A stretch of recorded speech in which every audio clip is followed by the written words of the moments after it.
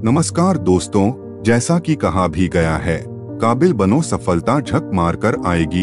यानी जो व्यक्ति काबिल होते हैं उन्हें सफलता के मार्ग में आगे बढ़ने से कोई नहीं रोक सकता है।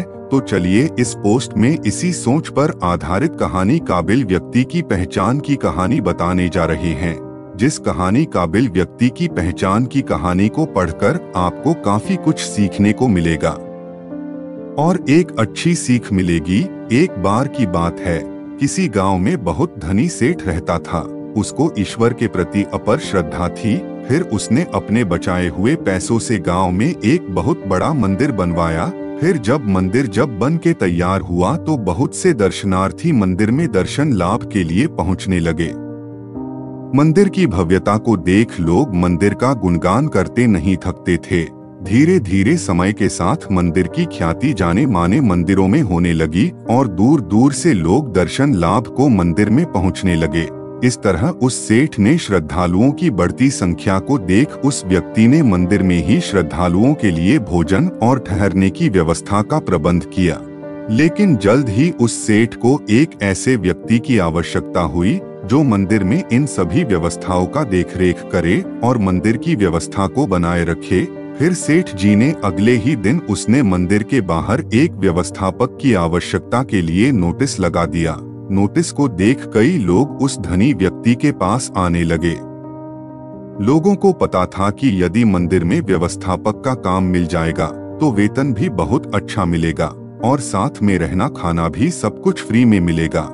लेकिन वह धनी व्यक्ति सभी से मिलने के बाद उन्हें लौटा देता और सभी से यही कहता कि मुझे मंदिर के व्यवस्थापक के लिए एक ऐसा योग्य व्यक्ति चाहिए जो मंदिर की सही से देखरेख कर सके। बहुत से लोग लौटाए जाने पर उस धनी पुरुष को मन ही मन गालियां देते। कुछ लोग उसे मूर्ख और पागल भी कह देते थे, लेकिन वह सेठ किसी की इन बातों पर ध्यान नहीं देता और मंदिर के व्यवस्थापक के लिए एक धनी व्यक्ति की खोज में लगा रहता। इस तरह वह सेठ व्यक्ति रोज सुबह अपने घर की छत पर बैठकर मंदिर में आने वाले दर्शनार्थियों को देखा करता। एक दिन की बात है, रोज की तरह जब मंदिर के कपाट खुल गए तो एक बहुत ही गरीब व्यक्ति मंदिर में भगवान के दर्शन को आया, जिसे वह सेठ अपने घर की छत पर बैठा उसे देख रहा था। उसने फटे हुए और मैले कपड़े पहने थे, देखने से बहुत पढ़ा लिखा भी नहीं लग रहा था। फिर जब वह गरीब व्यक्ति भगवान का दर्शन करके जाने लगा तो उस सेठ ने उसे अपने पास बुलाया और कहा, क्या आप इस मंदिर की व्यवस्थापक के पद पर रहते हुए क्या मंदिर की व्यवस्था को संभालने का काम करेंगे? सेठ जी की बात सुनकर वह गरीब व्यक्ति बहुत ही आश्चर्य में पड़ गया और हाथ जोड़ते हुए बोला, सेठ जी, मैं तो बहुत गरीब आदमी हूँ और पढ़ा लिखा भी नहीं हूँ। इतने बड़े मंदिर का प्रबंधन में कैसे संभाल सकता हूँ? सेठ जी ने मुस्कुराते हुए कहा, मुझे मंदिर की व्यवस्था के लिए कोई विद्वान पुरुष नहीं चाहिए, बल्कि मैं तो ऐसे तो किसी योग्य व्यक्ति को इस मंदिर के प्रबंधन का काम सौंपना चाहता हूँ जो इस मंदिर की व्यवस्था को सही से संभाल सके। फिर उस गरीब व्यक्ति ने सेठ जी से आश्चर्य से पूछा कि लेकिन इतने सब श्रद्धालुओं में आपने मुझे ही योग्य व्यक्ति क्यों माना? सेठ जी बोले, मैं जानता हूँ कि आप एक योग्य व्यक्ति हैं।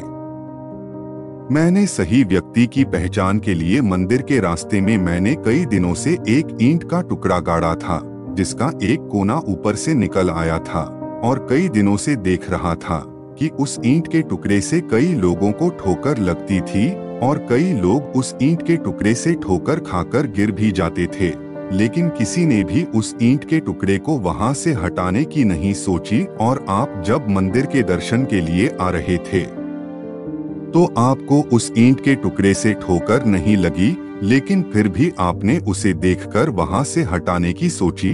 फिर मैंने देखा कि आप मजदूर से फावड़ा लेकर गए और उस टुकड़े को खोदकर वहां की भूमि समतल कर दी। धनी व्यक्ति की बात सुनकर उस व्यक्ति ने कहा, मैंने तो कोई महान कार्य नहीं किया है। दूसरों के बारे में सोचना और रास्ते में आने वाली दुविधाओं को दूर करना तो हर मनुष्य का कर्तव्य होता है। मैंने तो बस वही किया जो मेरा कर्तव्य था। सेठ जी मुस्कुराते हुए कहा, अपने कर्तव्यों को जानने और उनका पालन करने वाले लोग ही योग्य लोग होते हैं। इतना कहकर धनी व्यक्ति ने मंदिर प्रबंधन की जिम्मेदारी उस व्यक्ति को सौंप दिया। इस तरह सेठ जी एक काबिल व्यक्ति की सही से पहचान पूरी कर ली थी। इस कहानी से हमें यही शिक्षा मिलती है कि हमें किए कार्यों को लोग देखे या न देखे, तारीफ करे या ना करे, फिर भी अपने कर्तव्यों को सही से जानना चाहिए और अपनी जिम्मेदारियों को अच्छी तरह से निभाना चाहिए। तभी हम खुद को काबिल बना सकते हैं। हमें दिखावे के लिए नहीं बल्कि अपने कर्तव्यों के जिम्मेदारी निभाना चाहिए। तो आपको यह कहानी काबिल व्यक्ति की पहचान की कहानी कैसा लगा, कमेंट बॉक्स में जरूर बताएं और इस कहानी को भी शेयर जरूर करें।